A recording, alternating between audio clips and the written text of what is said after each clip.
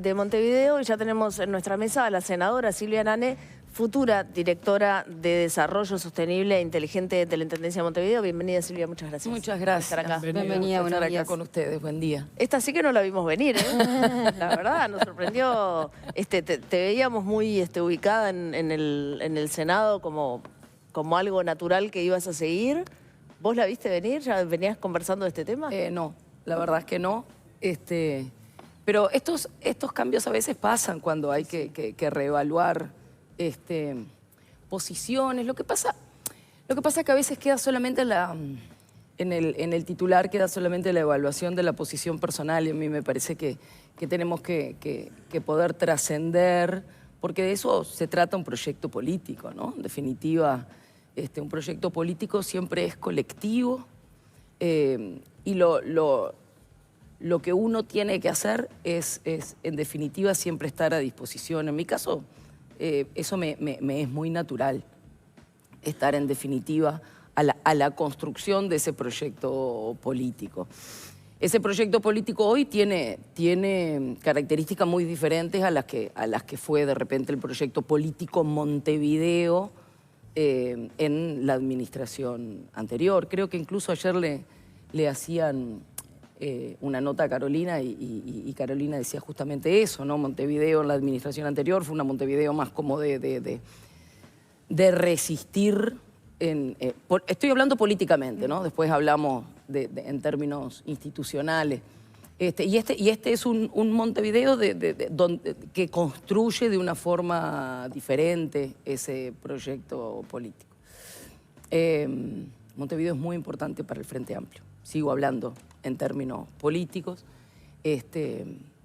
visto la forma en la que se dio la distribución electoral en estas últimas elecciones, creo que destacar la importancia de Montevideo, de Canelones, de lo que es esa área metropolitana en el proyecto político Frente Amplio, creo que a nadie le cabe ninguna duda que nos sobró un voto y que hay que poder entender en las circunstancias políticas lo que eso significa para todo el proyecto político del Frente Amplio. Después vienen otras cuestiones institucionales,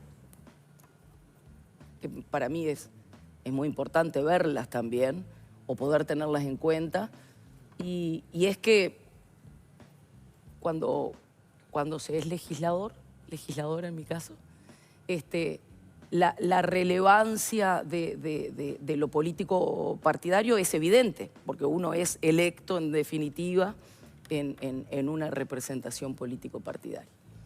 En cargos ya que tienen que ver con aspectos ejecutivos, la relación institucional cambia, porque en el caso de lo que es el gobierno departamental de Montevideo, el ejecutivo es de todas las montevideanas y de todos los montevideanos, de los que votaron a la fuerza política y de los que no, por lo cual la relación institucional y la responsabilidad institucional cambia.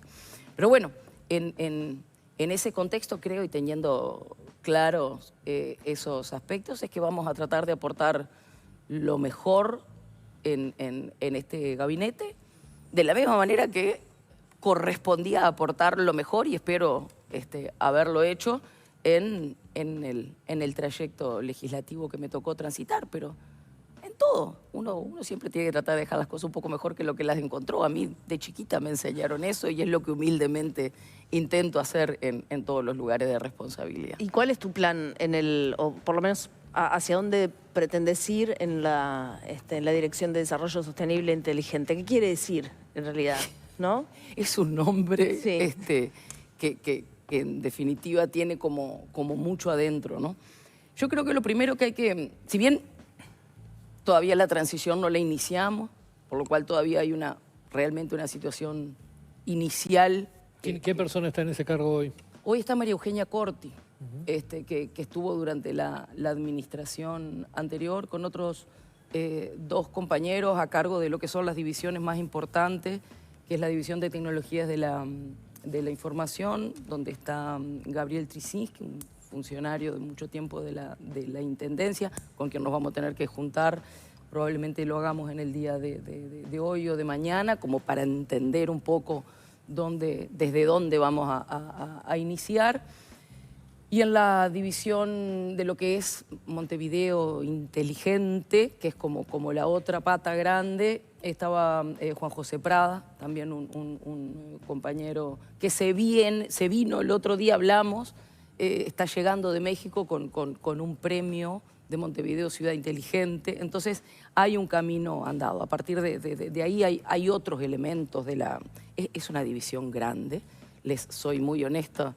Recién la estoy empezando como a bajar a tierra y vamos a juntarnos en estos días, si no es hoy, mañana, también con el intendente electo para empezar a entender los objetivos estratégicos para Montevideo, cómo los vamos bajando en ese departamento. Pero a ver, es un departamento que tiene que ver con toda la transversalidad del uso tecnológico hacia adentro de la institución Intendencia de Montevideo, con todas sus ramificaciones, y que tiene una pata bien importante, que es la relación de la tecnología en Montevideo con todos quienes habitan, transitan o trabajan en Montevideo. Y ahí hay aspectos, lo que se ve de repente más, o lo que se puede ser más tangible hacia la ciudadanía, es lo que tiene que ver con la movilidad.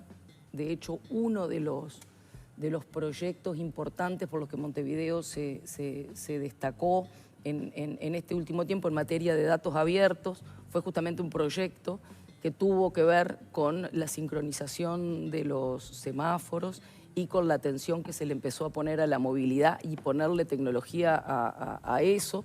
Montevideo, de hecho, tuvo un premio por su gestión en datos abiertos de esos de Bloomberg, que creo que fue en el 23, respecto a la gestión de datos abiertos de movilidad, donde Montevideo logró tener en seguridad de tránsito un índice que representa la mitad de los accidentes de tránsito de todo el país, ¿no? Entonces hubo un avance ahí respecto al uso de la tecnología, que fue esto. Hubo otro premio que tuvo Montevideo también respecto a la gestión de sus datos en lo que fue la crisis hídrica y todo lo que se hizo para evaluar la calidad de agua, para evaluar también dónde estaban los pozos, ¿se acuerdan de todo eso? Bueno, Montevideo también tuvo un destaque en eso, que le valió ser una categoría oro en esta evaluación de Bloomberg y ser la primera ciudadana fuera de Estados Unidos que tenía esa capacitación. Entonces lo que quiero decir es, Montevideo viene con un trayecto de uso de la tecnología, viene con algunos cambios en sus sistemas administrativos que también va a haber que atender ahora en esa trayectoria.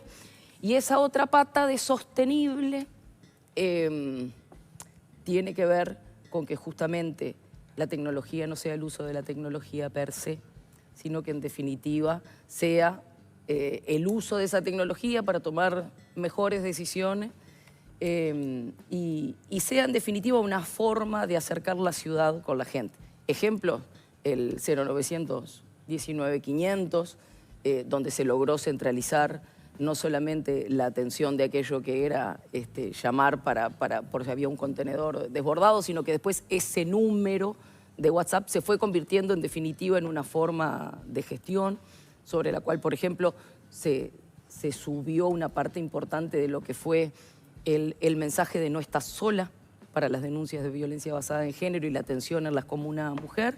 Y también en esa línea de WhatsApp se gestionó todo lo que hoy es el espacio Contás, que es el espacio de atención en salud mental para adolescentes y jóvenes, que también quedó montado en esa línea de tecnología. Entonces, hay elementos tecnológicos de participación ciudadana que tienen que ver con esa cuestión, y después todo lo que tiene que ver con la eficiencia administrativa y los procesos automatizados. Vuelvo un segundo para atrás para consultarte sobre tu trayectoria en realidad y preguntarte qué evaluación tenés vos misma como parlamentaria, porque imagino que en esta disyuntiva de aceptar o no aceptar tuvo que haber existido una reflexión sobre dónde se pierde más. Vos tuviste una trayectoria como senadora importante y de relevancia para la fuerza política, y pasar al plano de la gestión dentro del Poder Ejecutivo, digamos, de la Intendencia, debe ser atractivo justamente para ampliar los horizontes que te toca explorar, pero se pierde una fuerza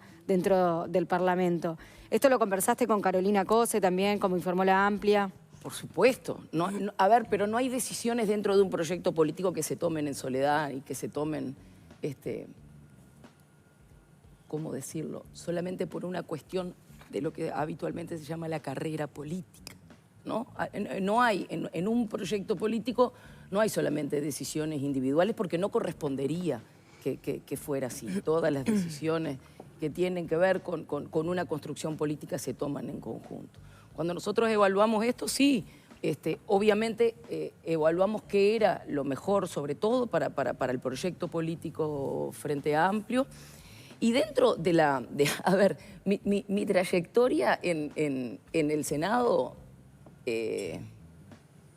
fue lo que tuvo que ser en ese momento, creo yo, poniendo, hablábamos hoy al principio, lo mejor de mí porque era lo que correspondía, pero fue una trayectoria relativamente corta, ¿no? Mirado en el contexto. Hay personas que tienen una trayectoria política mucho más larga y su trayectoria legislativa es mucho más larga. Pero fuiste una voz fuerte igual dentro del Frente Amplio en el Senado. Bueno, si logré eso, humildemente, realmente en lo personal me siento muy satisfecha, y si aporté al proyecto político es lo que tenía que hacer, porque para eso estaba ahí. Y nunca hay en esto solamente un mérito personal, humildemente, del que uno puede tener. Hay un trabajo de equipo, no solamente hacia la interna del equipo propio que uno puede armar en lo más cercano, sino de toda la construcción de las compañeras y de los compañeros que también van sosteniendo las falencias personales con lo colectivo, que es lo que corresponde. Para mí es como muy natural eso. Van a quedar compañeros en esa función, con los cuales haré mis aportes siempre que me lo pidan, porque es lo que corresponde también. Y en esta otra tarea, digamos, como decías vos, un poco más ejecutiva, más operativa, también a mí me es muy natural. Yo vengo de ese mundo más ejecutivo, más operativo y más de la tecnología, por lo cual, en definitiva... Sí, son temas que has trabajado. Claro, me es bastante natural si yo miro lo que fue mi trayectoria anterior, que evidentemente no fue tan pública como la trayectoria en el Senado. Pero en toda esa evaluación, tanto Mario como intendente electo, como los compañeros que forman parte del gabinete, como también los compañeros que forman parte de la bancada del Senado, y yendo de repente a un círculo más cercano, particularmente con la vicepresidenta Carolina Cose, la evaluación fue integral, como tienen que ser todas esas evaluaciones. Ahora, en esa evaluación, yo veo, Mario Vergara era un senador muy importante, sí, bueno, va a ser el intendente, y estas dos grandes llamadores del equipo que va a acompañar a Vergara de Erú, que tenía un cargo también muy importante, le vio muy bien en Canelones y parecía, bueno, se lo ponía en un cargo de relevancia nacional como subsecretario de Ambiente, y una senadora importante del Frente Amplio, que salen de esos cargos y van a la intendencia. Uno ve, o quizás me equivoque, pero como que el Frente Amplio dice, bueno, esta vez la Intendencia de Montevideo tiene que funcionar bien, quizás los datos electorales de que hubo un porcentaje, hubo mucha autocrítica en la campaña entre los precandidatos, cosa que otras veces no ha ocurrido. El propio Vergara fue autocrítico, pero los candidatos que compitieron con él, como Esqueloto, fueron más autocríticos todavía. Y también hubo un porcentaje de gente que votaba al Frente Amplio que votó en blanco. No se pasaron a la oposición, pero no votaron a ninguno de los tres candidatos. La oposición no bajó, aumentó un poco su participación también. Todas esas señales parecería que el Frente las tomó en cuenta y dice, bueno, acá vamos a poner toda la carne en el asador, incluso sacando gente de un ministerio como su secretario, una senadora importante. ¿Estoy en un análisis correcto? Bueno, tu análisis puede ser correcto. Es lo que me suena. Es tuyo, sí. Pero yo creo que Montevideo es importantísimo justamente yo empecé hablando de eso, ¿no? Al principio, hoy, el Montevideo es una fuerza fundamental para el Frente Amplio. El área metropolitana es una fuerza fundamental para el Frente Amplio, es donde está gran parte de su base electoral. De nuevo, si hablamos del proyecto político. Y tanto también Montevideo como Canelones fueron fundamentales para el triunfo del Frente Amplio en esta administración. Se construyó gran parte del triunfo del Frente Amplio en Montevideo y en Canelones. No le estoy quitando en absoluto mérito al resto de todas las compañeras y los compañeros del resto del país que me consta hicieron un campañón en octubre y en noviembre. Y el Frente Amplio, incluso como fuerza política, tuvo una apuesta importantísima a recorrer todo el país. Yo fui parte de todo eso, como militante, como correspondía a la estrategia que el Frente Amplio se dio, con el Frente Amplio Te Escucha, con los diálogos por Uruguay, después con todo lo que se desprendió de ahí y con la construcción del programa de gobierno, con el Congreso, con toda esa estrategia política que el Frente Amplio hizo. El Frente Amplio no ganó de casualidad, se propuso construir esa victoria.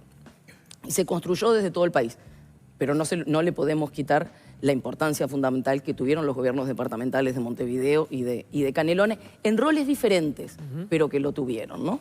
Entonces, en esa evaluación, en toda esa evaluación, que yo no la quiero dejar en el último tiempo, la quiero hacer parte de una evaluación política, de una estrategia política, de un partido político serio y comprometido como es el Frente Amplio, correspondía en esa evaluación entender el rol fundamental que tenía Montevideo y Canelones. Y para eso, a ver, y voy de nuevo a hablar, en este caso como Frente Amplista y como integrante del Frente Amplio, los cuadros políticos se tienen que formar y los cuadros políticos tienen que ser parte de la función que tengan para el proyecto político. Si en todo este contexto hemos evaluado con un montón de compañeros que había cuadros políticos que tenían que moverse en su función, y eso aporta al proyecto político del Frente Amplio, es lo que estamos haciendo. Porque es lo que corresponde, ser parte de ese proyecto político y aportar desde donde entendamos que es mejor. Y siempre son decisiones compartidas, consensuadas y evaluadas, porque tiene que ser así. Porque esa es la forma en la que tenemos que poder pensar un proyecto político para este país. En la línea de lo que te preguntaba Leo, es verdad que la Intendencia de Montevideo, en la última gestión, pero las otras también, viene siendo muy criticada puntualmente en la cuestión, en la gestión de residuos, en otros temas también, pero ese es como el gran tema municipal. Y también es verdad que la última elección, como decía Leo, la oposición logró acercarse bastante, más que otras veces, y eso habla de algo que está pasando en la gestión municipal. De alguna forma esta es como la prueba de fuego para decir, bueno, acá hay que cambiar en serio si se quiere seguir gestionando Montevideo. Es como esta elección de personas para ponerse al hombro algo que está funcionando mal. A ver, Montevideo tiene una construcción de gobiernos departamentales que han ido haciendo cada uno una acumulación de saberes, de formas de gestionar este departamento que tiene una enorme cantidad, una enorme proporción de la población de nuestro país. Y voy y vengo hacia el proyecto Frente Amplio, donde el Frente Amplio tiene un caudal importante y desde donde ha construido su proyecto político nacional. Muchas de las cosas que ocurrieron primero en Montevideo, después tomaron escala nacional. Montevideo ha tenido esa característica para el Frente Amplio, ¿no? Podemos hablar de las policlínicas municipales, podemos hablar de lo que fueron las comunas mujer y que después se dieron en el desarrollo del Instituto Nacional de las Mujeres. Podemos hablar de cómo surgió la línea de atención a la violencia doméstica. Podemos hablar de un montón de políticas que primero fueron a Montevideo y después fueron al gobierno nacional, y eso se hizo, sí, una forma en la gestión del Frente Amplio. En esa acumulación, porque han pasado mucho tiempo desde que el Frente Amplio gobierna Montevideo, el mundo también ha ido cambiando mucho, por lo cual los problemas de Montevideo han ido cambiando, en tanto ha ido cambiando la realidad de una gentrificación que no solamente en Montevideo que se ha dado, de cómo ha ido cambiando la movilidad en los barrios, de cómo ha ido cambiando la movilidad de las personas que durante la pandemia después también tuvo un cambio importantísimo de gente que se mudó fuera de Montevideo, pero que mantuvo su empleo en Montevideo, gente que dejó de ir a la oficina y que de repente empezó a hacer trabajo remoto, y entonces eso hizo que se moviera también gran parte del movimiento común hacia zonas de repente más periféricas, y más periféricas me refiero, por ejemplo, al crecimiento de lo que tuvo la ciudad de la costa y todo eso. O sea, hubo cambios importantes. Lo que hay que hacer es ir adecuándose a eso. Parte de eso fue la cuestión de los residuos, que no es un problema que tiene solamente Montevideo, pero de nuevo, en Montevideo tomó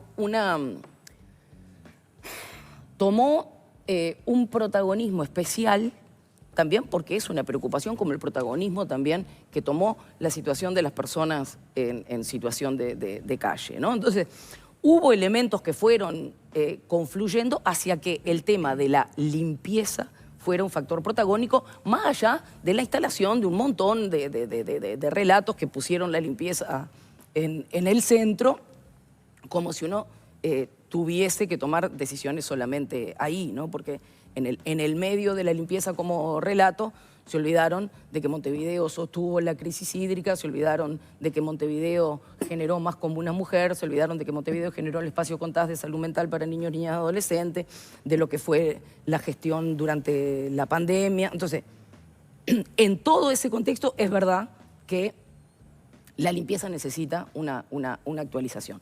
Desde esa cuestión transversal que yo hablaba hoy, de ir mirando dónde la tecnología puede ayudar, evidentemente en esa parte vamos a tener que trabajar muy juntos sobre qué es lo que vamos a hacer.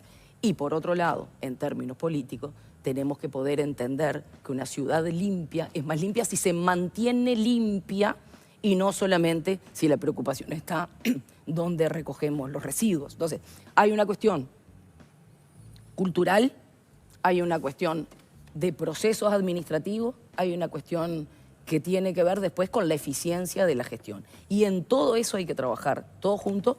Y es verdad que si logramos de alguna manera encauzar cultural, políticamente, administrativamente y logísticamente que ese tema quede encapsulado en un problema resuelto, hay una parte, digamos, del relato y de la función, porque también es una función del gobierno departamental que Montevideo esté limpia, creo que pasa a otro plano, al plano de discutir sobre cómo lo hacemos y no solamente del contenido político previo a cada una de las campañas. Se mueve un poco de la gestión de Montevideo para consultarte cómo venís viendo los primeros 100 días estos simbólicos de Yamandú Orsi con su equipo de nuevo en el gobierno como Frente Amplio.